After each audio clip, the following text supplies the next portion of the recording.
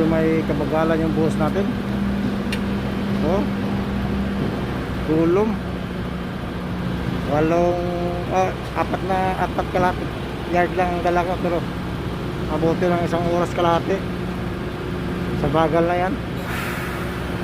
Ayan, tawag na bucket train. Pilipino rin ang operator niyan, kabayan. Kaya matagal kasi talagang ingat na ingat din sila eh, kasi mabigat yan. Siguro abot ng mga 2 tons yan, yung bigat na yan. Kasi ang capacity ng isang bucket kalahati, tapos yung bigat pa ng bucket, solid na bakal. Yeah, prestige lang. Tapos din, ayan, naka 2 bucket pa lang kami.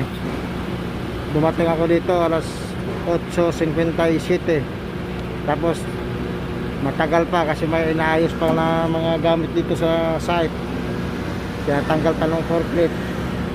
Nakapag-umpisa kami alas 9:23. Tapos ngayon naka 2 bucket pa kami.